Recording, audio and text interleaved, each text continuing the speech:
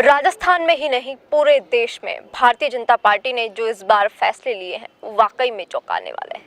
चाहे वो मुख्यमंत्री बनाने का फैसला हो या फिर मंत्रिमंडल चुनने का फैसला हो, सभी फैसले बड़े ही चौंकाने वाले हैं।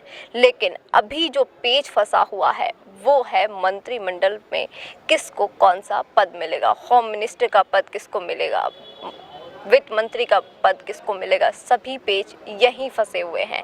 हमारे साथ लक्ष्मीकांत जी मौजूद है। इनसे हम कुछ चर्चाएं करेंगे, कुछ विषय पर इनसे जानने की कोशिश करेंगे। क्या कुछ आगे की भारतीय जनता पार्टी की योजनाएं क्या रहने वाली है, मंत्रिमंडल में होम मिनिस्टर का पद किसको मिलने वाला है, क्या लगता है कि अब वित्त मंत्री का पद किसको मिल सकता है, क्या कुछ आगे स्थितियाँ रहने वाली हैं। नमस्कार सर। नमस्ते जी। सर, अब भारतीय जनता पार्टी के आगे, जैसे भारतीय जनता पार्टी ने अब राजस्थान में जो भी फैसले लिए वाकई में सारे के सारे फैसले चौंकाने वाले हैं।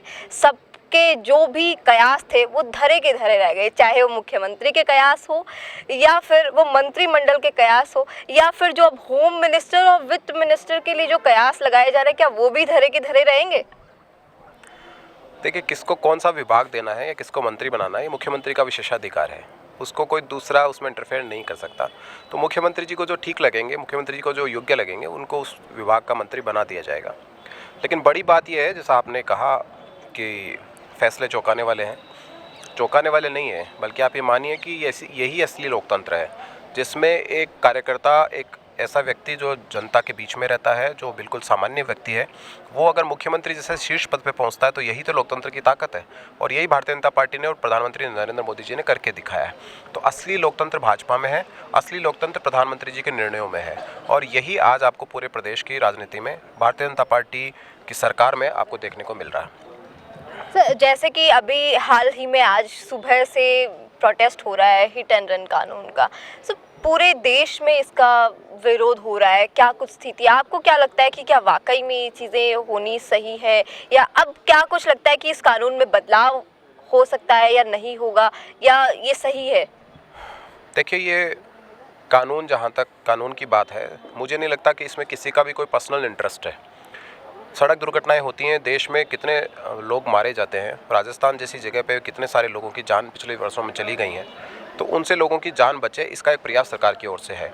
अब उसमें केवल आपको इन्फॉर्मेशन देनी होती है। जब आप एक्सीडेंट आपके यहाँ से हो जाता है, तो आप किसी पर्टिकुलर थाने में इन्फॉर्मेशन दे दें, तो और ना भी दें और उसकी मरीज़ की जान बचाने की कोशिश करें, ये तो मानवता की दृष्टि से भी ठीक है।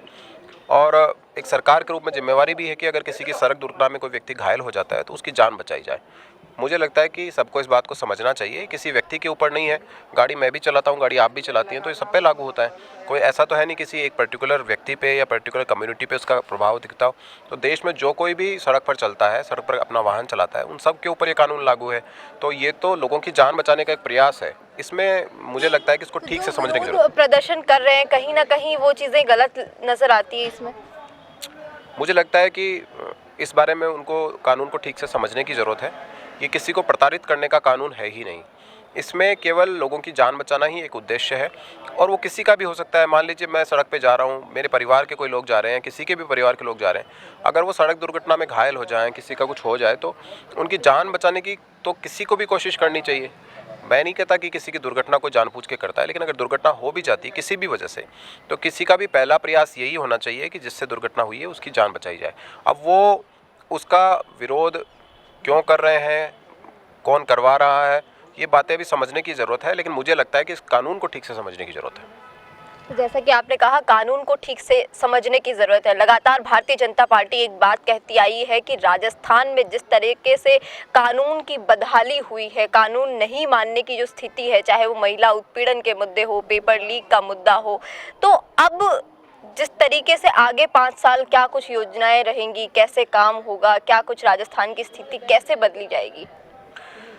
देखिए, राजस्थान एक गौरवशाली प्रदेश था और आज है, लेकिन बीच में 5 साल इस गौरवशाली प्रदेश के माथे पर कलंक लगाने के कई सारे काम कांग्रेस पार्टी की सरकार ने किए हैं। आप देखिए, राजस्थान जैसे प्रदेश के माथे पर ये कलंक लगा कि राजस्थान दुष्कर्म के मामले में देश में नंबर 1 पर बना रहा, महिलाओं पर अत्याचार के मामले में देश में नंबर 1 पर बना रहा, पेपर लीक के मामलों में देश में नंबर 1 पर बना रहा। जो लोग बेरोजगारी के कारण आत्महत्या करते थे, इस मामले में एनसीआरबी का डाटा कहता है कि राजस्थान नंबर 1 पर बना रहा। जो भ्रष्टाचार है उसके मामले में ट्रांसपेरेंसी इंटरनेशनल की रिपोर्ट कहती है कि 4 साल से राजस्थान नंबर 1 पर बना रहा। पेपर लीक मैंने आपको बताया। साइबर अपराध में राजस्थान देश में नंबर 1 पर है। बच्चों की तस्करी के मामले में राजस्थान देश में नंबर 1 पर है। ये जो पिछले 5 साल में दृश्य चले, और कौन भूल सकता है उन घटनाओं को। 15 साल की एक बेटी के साथ सामूहिक दुष्कर्म होता है, उसको टुकड़ों में काट कर भट्टी में जला दिया जाए। ये दृश्य राजस्थान ने कभी देखे थे? तो ये जो दृश्य 5 साल चले, सबसे महंगी बिजली, सबसे महंगा पेट्रोल डीजल, सबसे महंगा मंडी टैक्स, ये जो 5 साल दृश्य चले, इससे निजात दिलाना, जनता को राहत देना और राजस्थान की जो खोई प्रतिष्ठा है उसको वापस स्थापित करना, ये राजस्थान की सरकार की पहली प्राथमिकता है। और उसी के आधार पर काम कर रही सरकार ने जो फैसले किए हैं, जो सरकार बनने के साथ ही फैसले हुए हैं, उसमें उन सबका रिफ्लेक्शन दिख रहा है। आपने देखा कि संगठित अपराध को रोकने के लिए एसआईटी बनाई गई, जो बेस्ट ऑफिसर हो सकते थे उनके लीडरशिप में एसआईटी बनाई। पेपर लीक के लिए एसआईटी बनाई। ये हमने जो मोदी जी की गारंटी थी 450 रुपये में हम सिलेंडर देंगे महिलाओं को, वो हमने देने का काम शुरू किया। ईआरसीपी पे हमने काम शुरू कर दिया। तो जो सरकार की प्राथमिकताएं हैं उन सब के ऊपर काम करना भारतीय जनता पार्टी की सरकार ने सरकार बनने के साथ शुरू कर दिया। जैसे कि सर आपने कहा कि सरकार बनते ही भारतीय जनता पार्टी ने काम भी शुरू कर दिया है, लेकिन एक सवाल है वो कहीं ना कहीं थोड़ा सा खटक रहा है। मैंने जैसे कि पहले भी जिक्र किया, कयास लगाए गए, पहले भी बहुत लगाए गए, अभी भी लगाए जा रहे हैं कि होम मिनिस्टर का पद इसको मिल जाएगा, उसको मिल जाएगा, किरोड़ी लाल मीणा को मिल जाएगा, बालकनाथ को मिल जाएगा, या फिर महेंद्र प्रताप पुरी को मिल जाएगा। बहुत सारे पहले भी कयास लगाए गए, सब धरे रह गए। अब क्या लगता है कि जो मीडिया जिस तरीके से कयास लगा रही है, जिस तरीके से जनता कयास लगा रही है, क्या वो वहाँ कहीं समीकरण फिट बैठ रहे हैं या पूरे अलग होंगे? देखिए, मुझे लगता है कि आप पॉलिटिकल रिपोर्टर हैं, तो आप राजनीति को बड़ी निकटता से देखती होंगी। निश्चित रूप से आप जब केंद्रीय मंत्रिमंडल की शपथ होती है उसको भी देखती होंगी, राज्य के मंत्रिमंडल की शपथ होती है उसको भी देखती होंगी। उसमें मंत्री, मुख्यमंत्री, प्रधानमंत्री सब लोग एक शपथ लेते हैं। एक निष्ठा की शपथ के साथ एक गोपनीयता की शपथ होती है। उस गोपनीयता की शपथ का अगर कोई पालन कर रहा है तो भारतीय जनता पार्टी की सरकार कर रही है। अब तक मंत्रिमंडल कौन बनेगा बात सरकार के लोगों को बाद में पता चलता था, आप लोगों को पहले पता चल जाता था। लेकिन जो गोपनीयता की शपथ है, जो संविधान में लिखी है, उसका अगर ठीक से पालन हो रहा है तो भारतीय जनता पार्टी की सरकार में हो रहा है। मैंने आपको जैसा पहले भी कहा, किसको मंत्री बनाना है, उसको क्या विभाग देना है, ये मुख्यमंत्री का विशेषाधिकार है। उसको कोई चैलेंज नहीं कर सकता। वो किसी से सलाह कर सकते हैं, लेकिन निर्णय उन्हीं को करना होता है, घोषणा उन्हीं को करना होता है। तो उनके काम में कोई दूसरा इंटरफेयर करे या उसकी घोषणा या कयास कोई और लगाए, मुझे लगता है ये ठीक नहीं है। मैं आपको फिर दोहरा रहा हूँ, राजस्थान में एक स्वशासन वाली सरकार आ चुकी है। वो सरकार जो राजस्थान को वापस प्रतिष्ठापित करना चाहती है, उस प्रतिष्ठा पे जिसका हकदार राजस्थान रहा है, जिसकी गौरवशाली परंपरा रही है, यहाँ शासन स्थापित करना, सुशासन स्थापित करना, ये भारतीय जनता पार्टी की पहली प्राथमिकता है। किस मंत्री को क्या विभाग मिलेगा, ये मुख्यमंत्री बहुत जल्दी आप सब लोगों के बीच में बता देंगे। लेकिन मुख्यमंत्री जिस तरीके से काम कर रहे हैं, जिस तरह वो रात के 1:30 बजे ठंड की रात में, जब पूरा प्रदेश उल्लास में है नववर्ष के, मुख्यमंत्री अपने कर्तव्य का पालन करते हुए रैन बसेरों में जाकर लोगों की सुध ले रहे हैं। जिस तरह अस्पताल की व्यवस्थाएं खुद मुख्यमंत्री जाकर ले रहे हैं, सुबह सुबह टहल कर लोगों के बीच में जाने का काम मुख्यमंत्री कर रहे हैं। ये जो डेमोक्रेसी है, जिसको एक धरातल पर लाकर लोगों को दिखाना कि यही लोकतंत्र है, ये काम भारतीय जनता पार्टी की सरकार कर रही है। ये जनता की सरकार है, क्योंकि चुनाव जो था वो जनता ने लड़ा। कांग्रेस पार्टी की सरकार के खिलाफ ये चुनाव जनता ने लड़ा, और आज जो सरकार है वो जनता की सरकार है।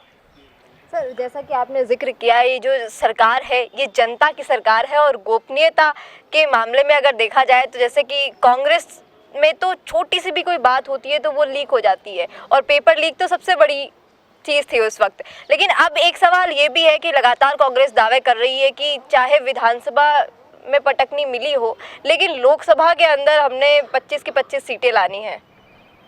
हाँ, देखिए, ये तो कोई अब इस पे तो कोई टिप्पणी हो ही नहीं सकती कि ये तो एक ऐसा सपना है जो मुझे लगता है कि जिसकी नींद ही नहीं खुलनी चाहिए कांग्रेस की। इस सपने को देखते रहना चाहिए। मुझे लगता नहीं कि कांग्रेस पार्टी 25 तो छोड़िए, आप किसी एक सीट पर भी सपना पूरा होगा या अधूरा ही रहेगा। उनके कर्म ऐसे नहीं है। जनता जो वोट डालती है वो आपके देखिए, कांग्रेस हो या चाहे भारतीय जनता पार्टी हो, नई पार्टियां नहीं है। कोई नई पार्टी एकदम से आए और वो चुनाव लड़े तो जनता एक बार भ्रम में आ जाती है। अगर वो अच्छे वादे करे, लोगों को कुछ सपने दिखाए, तो उसके भ्रम में आ जाती है। भारतीय जनता पार्टी और कांग्रेस पार्टी दोनों का एक ट्रैक रिकॉर्ड है कि उन्होंने सरकारें चलाई, और सरकारें किस रूप में चलाई हैं। तो आपने जो सरकार चलाई, या आपने भारत में 50 साल तक जो शासन किया, वो लोगों के सामने है। आपने वहाँ क्या किया, 2G 3G आदर्श सोसाइटी, कॉमनवेल्थ, जीजा जी, पता नहीं क्या क्या घोटाले आपने किए, लोग भूले थोड़ी उन सब चीज़ों को अभी तक। तो कौन आपको सांसद बनाएगा, कौन आपको सरकार बनाने का अवसर देगा? मुझे लगता है कि ये केवल कांग्रेस का सपना है। राजस्थान में तो भूल जाइए कि कहीं कोई टक्कर भी है। 25 की 25 सीटें भारतीय जनता पार्टी जीतने वाली है। प्रधानमंत्री जी की सरकार को मजबूत करने में अगर सबसे बड़ा योगदान पहले 2 बार की तरह अगर कहीं से होने वाला है तो राजस्थान से होने वाला है। मुझे लगता है कि खुद पूर्व मुख्यमंत्री रहे अगर अशोक गहलोत भी चुनाव लड़ेंगे तो अपनी जमानत नहीं बचा पाएंगे। तो जैसा कि आपने अभी एक जिक्र किया कि राजस्थान हमेशा से 2 पार्टी स्टेट रहा है, लेकिन इस बार जो थर्ड फैक्टर है वो बड़ा चुनाव के टाइम में सब जगह नज़र आ रहा था, सोशल मीडिया हो या हर जगह। 81 सीटों पर उन्होंने अपने उम्मीदवार उतारे, सिर्फ 1 सीट पर वो जीत पाए। तो क्या कुछ लगता है कि राजस्थान हमेशा से ही 2 पार्टी स्टेट रहेगा या कोई थर्ड पार्टी के लिए राजस्थान में जगह है? देखिए, लगता नहीं है। राजस्थान अभी जितना भी चुनाव यहाँ पर हुआ है उसमें बहुत सारी पार्टियाँ कोशिश करती हैं, हर बार करती हैं, कभी कोई आ जाती है, कभी कोई आ जाती है, लेकिन ये दो पार्टियाँ यहाँ चुनाव लड़ती हैं, मजबूती से चुनाव लड़ती हैं और उन्हीं के सामने पक्ष और विपक्ष का परिणाम आता है। लेकिन पिछले 20-25 साल का इतिहास अगर आप देखें तो यहाँ पर एक ही पार्टी जो लगातार मजबूत है वो है भारतीय जनता पार्टी, जिसने 2003 में 120 सीटें लेकर आए, 2008 में 78 सीट लेकर आए, 2013 में 163 सीट्स लेकर आए, 2018 में 73 सीट्स लेकर आए और अब फिर 115 सीट लेकर हम सरकार बना रहे हैं। हम ही केवल सर, जो ये रिवाज है, राजस्थान का रिवाज है, ये कैसे बदलेगा अब? नहीं, रिवाज बदलना नहीं है अब आप ये मानकर चलिए, रिवाज राज ये सब छोड़ दीजिए। अब तो आप बहुत बरसों तक आपको यहाँ भारतीय जनता पार्टी का सुशासन वाली सरकार मिलेगी, क्योंकि 5 साल पिछली जो जनता ने देखा है किस तरह की अराजकता होती है, उससे जनता उब चुकी है। भारतीय जनता पार्टी का आज का नेतृत्व सरल है, सौम्य है, मिलनसार है, लोग उसे पसंद करते हैं, लोगों के बीच में रहने वाले व्यक्ति हैं, एक जनमानस को छूने वाले व्यक्ति हैं। और मैंने आपको जैसा पहले भी कहा, ये जनता की सरकार है, इसलिए अब सब कुछ बदल चुका है। और आप ये मानकर चलिए कि अब भारतीय जनता पार्टी की सरकार बरसों तक राजस्थान से जाने वाली नहीं है। ये थे हमारे साथ लक्ष्मीकांत जी। जैसे कि काफ़ी सारी मुद्दों पर हमने बात की। राजस्थान में जो रिवाज है, 5 साल बीजेपी 5 साल कांग्रेस, वो रिवाज भी बदलने वाला है। और कहीं ना कहीं जिस तरीके से भारतीय जनता पार्टी ने इस बार जो राजस्थान में फैसले लिए और जिस तरीके से गोपनीयता का ध्यान रखा गया, वो अगर कांग्रेस कर लेती तो शायद कांग्रेस को इतनी बुरी पटक नहीं मिलती। कैमरामैन करण के साथ मैं प्रीति चारण। अब आपको मिल सकती है लाइव चैनल में काम करते हुए पत्रकारिता की डिग्री। यूजीसी अप्रूव्ड यूनिवर्सिटी से मिलने वाली इस डिग्री के साथ आपको मिलेगा लाइव चैनल पर रिपोर्टिंग, एंकरिंग और प्रोडक्शन में काम करने का मौका। काम करने के साथ सीखना और 70% प्रैक्टिकल और 30% थ्योरी के पैटर्न से सिखाते हुए आपको एक पूरा कोर्स करवाया जाएगा। यही नहीं, यहाँ आपको इंडस्ट्री के हिसाब से ट्रेन करने के लिए आज तक सी न्यूज और कई चैनलों में काम करने वाले लोग लेक्चर्स देंगे। साथ ही परमानेंट फैकल्टीज भी इन चैनल्स और अखबारों में लंबा एक्सपीरियंस ले चुके लोग भी होंगे। इसके साथ ही टीवी, न्यूज़पेपर जैसे ट्रेडिशनल मीडिया की लाइव प्रैक्टिकल ट्रेनिंग के अलावा आपको यहाँ पर डिजिटल मीडिया और डिजिटल मार्केटिंग भी इंडस्ट्री नीड्स के हिसाब से सिखाई जाएगी। तो केवल रटना लिखना नहीं, बल्कि इंडस्ट्री जैसा टैलेंट चाहती है, उसकी प्रैक्टिकल एजुकेशन के साथ कीजिए मास कम्युनिकेशन और जर्नलिज्म या मल्टीमीडिया एंड एनिमेशन की BVOC डिग्री। और प्लेसमेंट असिस्टेंट से लेकर ट्रेडिशनल और डिजिटल मीडिया की सारी इंडस्ट्री ट्रेनिंग विद इंटर्नशिप आपको मिलेगी मिशिगा इंस्टीट्यूट ऑफ मीडिया स्टडीज में।